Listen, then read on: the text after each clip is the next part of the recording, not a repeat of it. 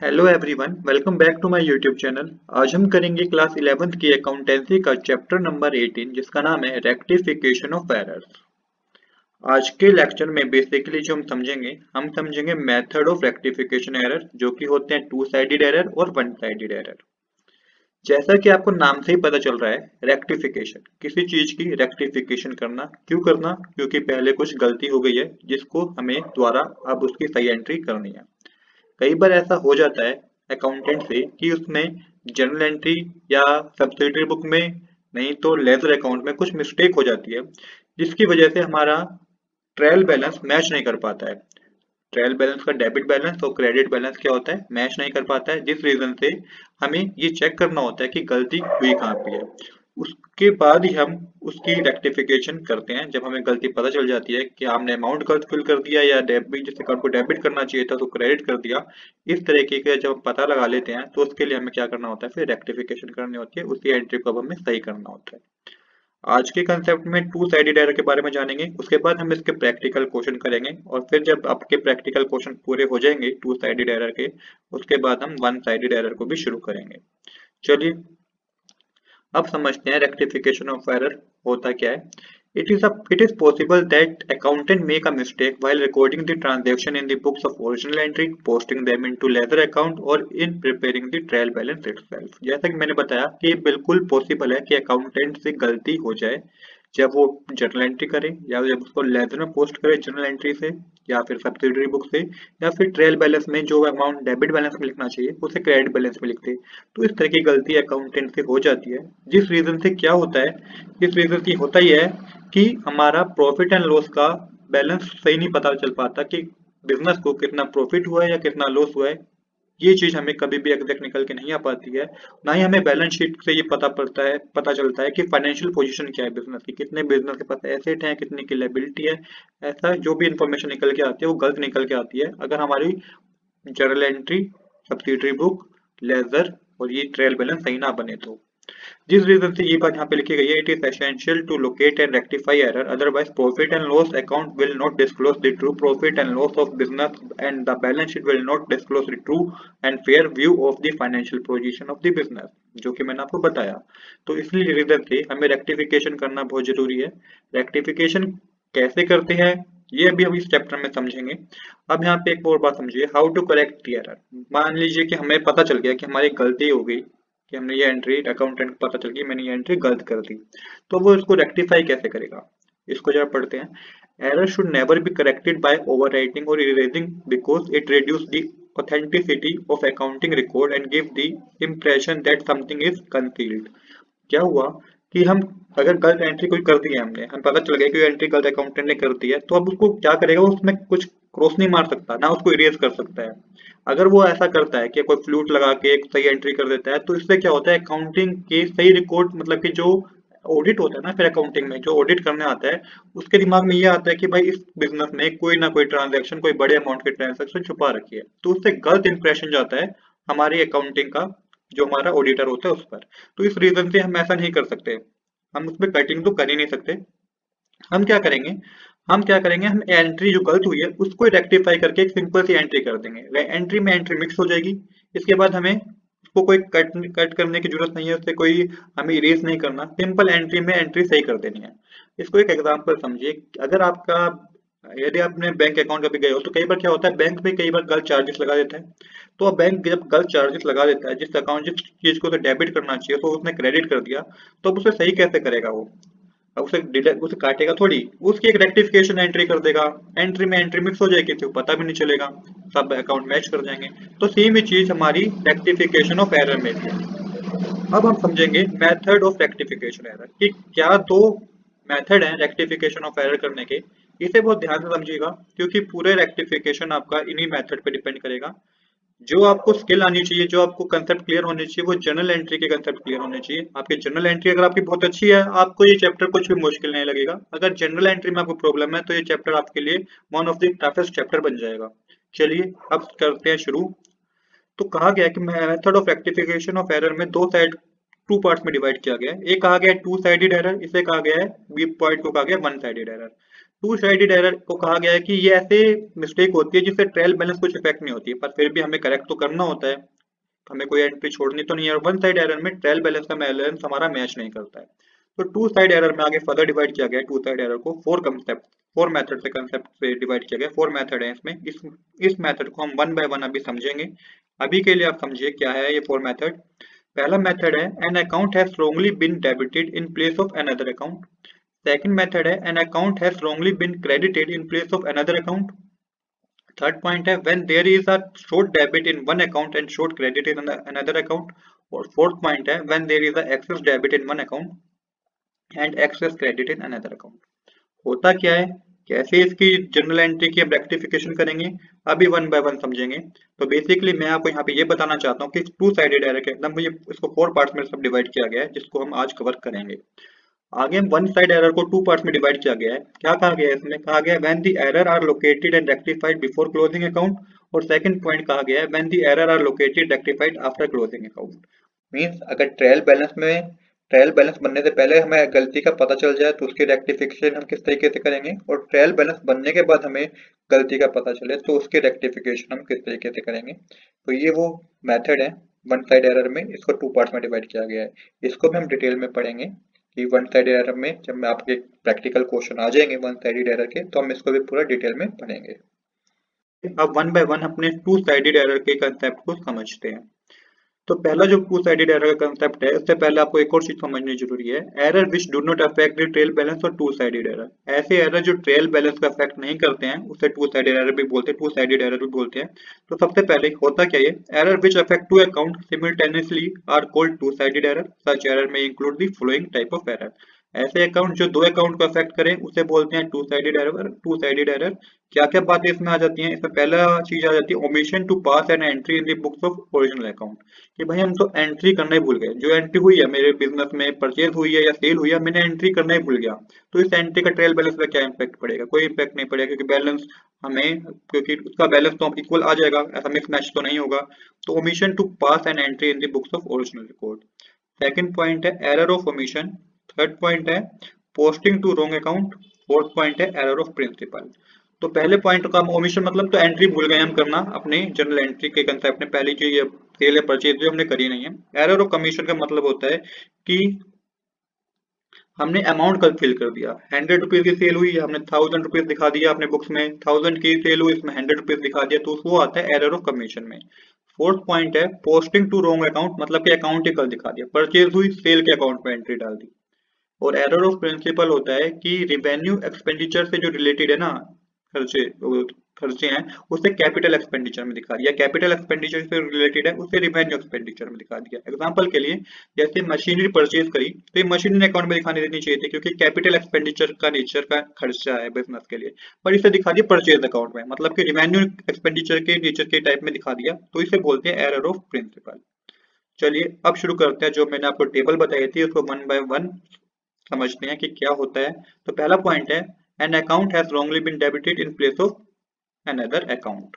इसको समझिए, हमारा एक अकाउंटेंट है, इसको एक एंट्री दी गई करने के लिए machinery purchase ₹4,05,000 has been debited to purchase account. तो इसने क्या करा कि मशीनरी परचेज करी थी जिसको उसने डेबिट कर दिया परचेज अकाउंट में। अब देखिए वही गलती करी इसने, मशीनरी परचेज करी जो कि कैपिटल एक्सपेंडिचर का नेचर है, इसे इसने रिवेन्यू एक्सपेंडिचर में दिखा दिया। तो ये आते हैं टू साइड, क्योंकि दो अकाउंट इफेक्ट हो गए, इस पे क्या हो गए, दो अकाउंट इफेक्ट हो गए। तो पहले देख लेते हैं इसकी करेक्ट एंट्री क्या होगी। तो इसकी करेक्ट एंट्री होनी चाहिए थी machinery account debit to cash account, amount column में 5000 डेबिट साइड 5000 क्रेडिट साइड आना चाहिए। ये एंट्री करेक्ट एंट्री, ये एंट्री होनी चाहिए थी। हुआ क्या, अब वो देखिए। तो इस अकाउंटेंट ने, भाई साहब ने क्या एंट्री कर दी, इसने एंट्री कर दी purchase account debit to cash account, 5000 debit side 5000 credit side. देख रहे हैं आप कि भाई जो चीज मशीनरी अकाउंट को डेबिट करना चाहिए था परचेज अकाउंट को डेबिट कर दिया, तो दो अकाउंट इफेक्ट हो गए ना, परचेज अकाउंट इफेक्ट हो गया, एक मशीनरी अकाउंट इफेक्ट हो गया। इसको बोलते हैं टू साइडेड एरर। अब इसकी करेक्शन किस तरीके से करेगा ये, अब हमें पता चल गया भाई ये गलती कर दी हमने, करेक्शन किस तरीके से गलती होगी इसकी। तो रेक्टिफिकेशन देखिएगा, रेक्टिफिकेशन एंट्री से क्या बनेगी। सबसे पहले तो जो अकाउंट डेबिट होना चाहिए था हम उसी अकाउंट को डेबिट करेंगे। तो हम यहाँ पे लिखेंगे मशीनरी अकाउंट डेबिट, क्योंकि ये अकाउंट डेबिट होना चाहिए था, ठीक है ना। परचेज मशीनरी परचेज करिए 5000 की, तो machinery account debit to cash account होना चाहिए था, तो मशीनरी अकाउंट डेबिट करेंगे सबसे पहले हम। अब जो अकाउंट हमने गलत डेबिट कर दिया, अब उसे क्या कैसे कैसे सही करेंगे? मैंने बताया कि हम इरेज नहीं कर सकते। अब जो अकाउंट मैंने गलत डेबिट कर दिया है उसे मैं क्रेडिट साइड में दिखा दूंगा उतने अमाउंट पे, तो मेरा बैलेंस मैच हो जाएगा। तो यहाँ पे आप मेंशन करेंगे टू परचेज अकाउंट, अमाउंट के कॉलम में 5000 डेबिट साइड, 5000 क्रेडिट साइड आएगा। आई होप आपको समझ में आया होगा। मैं एक बार दोबारा रिपीट करता हूँ। देखिए, इस अकाउंटेंट को एक एंट्री दी गई मशीनरी परचेज फॉर ₹5000, जो कि इसने परचेज अकाउंट में डाल दी। करनी चाहिए थी machinery account debit to cash account 5000 debit side, 5000 credit side. कर दी क्या? Purchase account debit to cash account. अब इसकी रेक्टिफिकेशन का वो कैसे करनी होगी? पहले देखिए, जो अकाउंट डेबिट होना चाहिए था उसे डेबिट करना है। मशीनरी अकाउंट डेबिट होना चाहिए था, मशीनरी अकाउंट डेबिट कर दिया। अब जो अकाउंट गलत डेबिट कर दिया इसने, परचेज अकाउंट गलत डेबिट कर दिया ना, उसको आपको क्रेडिट करना होगा टू परचेज अकाउंट करके 5000 डेबिट साइड, 5000 क्रेडिट साइड। आप एग्जाम में जब आपका क्वेश्चन आएगा ये, तो आप खाली रेक्टिफिकेशन वाली एंट्री पास करके आएंगे। आप ये नहीं करके आएंगे कि एंट्री एक्चुअल पास क्या हुई है या करेक्ट एंट्री क्या हुई थी। ये तो मैं आपको समझाने के लिए बता रहा हूँ। एक्चुअल कंसेप्ट जो आपका चेक करेंगे आपके टीचर्स, वो ये चेक करेंगे कि आपने रेक्टिफिकेशन एंट्री जो करी है वो कैसे करी है। तो आई होप आपको यहाँ तक कोई डाउट नहीं होगा। आगे चलते हैं। आगे क्या कह रखा है? सेकंड पॉइंट है, an account has wrongly been credited in place of another account. अब अकाउंट रॉन्गली क्रेडिट हो गया, पहले वाले में डेबिट हो गया था, इस अकाउंट में इसमें क्या हुआ? इसमें क्रेडिट कर दिया रॉन्गली। तो अब इसको समझिए। इसको जो ट्रांजैक्शन दी गई वो दी गई ₹3000 being the sale proceed of old furniture has been credit to sales account.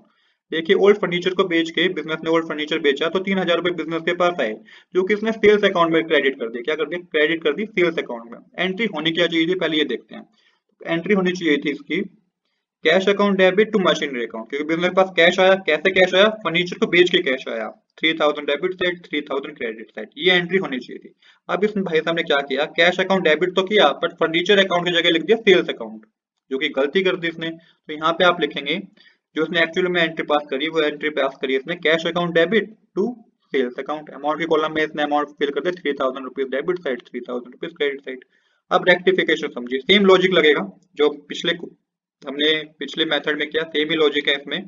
अब देखिए, जो चीज डेबिट जो चीज क्रेडिट होनी चाहिए थी, हमें पहले तो उसको क्रेडिट करना है। क्रेडिट क्या होना चाहिए था? फर्नीचर अकाउंट क्रेडिट होना चाहिए था, राइट। फर्नीचर अकाउंट क्रेडिट होना चाहिए था, तो टू फर्नीचर अकाउंट तो आएगा। अब जो रॉन्ग चीज हमने क्रेडिट कर दी है, जो हमने सेल्स अकाउंट को क्रेडिट कर दिया है, इसको हमें क्या करना है? इसको हमें सही करना है। तो इसको मैं डेबिट साइड दिखाऊंगा। तो यहाँ पे जो मेरी एंट्री बनेगी रेक्टिफिकेशन वाली, वो बनेगी sales account debit to furniture account. Amount के कॉलम में आएगा 3000 डेबिट साइड, 3000 क्रेडिट साइड। तो चलिए, आई होप कि आपको ये कंसेप्ट भी, सेकंड मेथड भी क्लियर हुआ होगा। अब करते हैं थर्ड पॉइंट, जो कि है when there is a short debit in one account and short credit in another account. तो चलिए, इसकी एंट्री देखते हैं इस अकाउंटेंट ने इसमें क्या करा। तो देखिए, इसमें क्या हुआ कि good purchase from Sanjay for ₹2000 was entry in the purchase book as ₹200। तो एंट्री तो सही करी, पर कहाँ गलती कर दी? अमाउंट में गलती कर दी। 2000 का अमाउंट दिखाना चाहिए था, 200 का अमाउंट दिखा दिया। इसने तो बिजनेस के लिए लॉस कर दिया बहुत बड़ा। 2000 का परचेज हुई, इसने ₹200 का ये अमाउंट दिखा रहा है अपनी बुक में, तो ये तो मतलब कि अकाउंट्स हमारे सही नहीं बन रहे हैं। तो यहाँ पे देखिए क्या होगा, करेक्ट एंट्री क्या बनेगी इसमें? इसमें करेक्ट एंट्री बनेगी purchase account debit to Sanjay, ₹2000 debit side, ₹2000 credit side दिखाने चाहिए थे।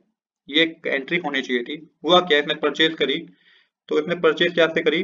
Purchase account debit to Sanjay, entry सही करी, अमाउंट के कॉलम में दिखा दिया 200 डेबिट साइड, 200 क्रेडिट साइड, जो कि इसने गलती कर दी। अब रेक्टिफिकेशन कैसे होगी? अब यहाँ पे एक बात समझिए कि क्या हुआ है कि शॉर्ट हुआ है।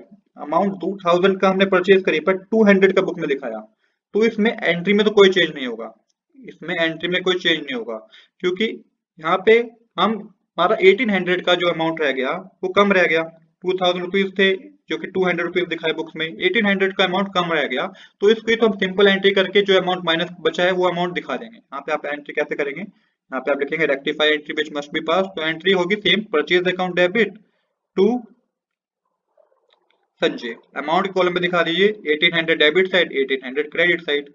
तो यहाँ पे मैं जो आपको समझाना चाहता हूँ कि ये समझाना चाहता हूँ कि एंट्री में कुछ चेंज नहीं हुआ। एंट्री में इसलिए चेंज नहीं हुआ क्योंकि ज्यादा अमाउंट हमने परचेज की थी, पर कम अमाउंट पे दिखा दी, जिस रीजन से इसमें एंट्री में कुछ चेंज नहीं हुआ।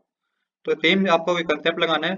एंट्री बननी चाहिए थी purchase account debit to Sanjay ₹2000, entry कर क्या दी, purchase account debit to Sanjay करी, अमाउंट गलत लिख दिया 200 रुपीज। तो अब 1800 रुपीज हमें और डेबिट साइड लिखने थे, परचेज अकाउंट में डेबिट साइड लिखने थे, संजय अकाउंट में क्रेडिट साइड लिखने थे, जो कि दोनों तरफ से शॉर्ट हो गया। दोनों तरफ से अमाउंट क्या था, शॉर्ट था। अकाउंट में डेबिट अकाउंट का बैलेंस हमने कम लिख दिया था और क्रेडिट अकाउंट का बैलेंस में हमने कम लिख दिया, 200 रुपीज लिख दिया। तो 1800 से परचेज अकाउंट कम हो गया और 1800 संजय अकाउंट कम हो गया।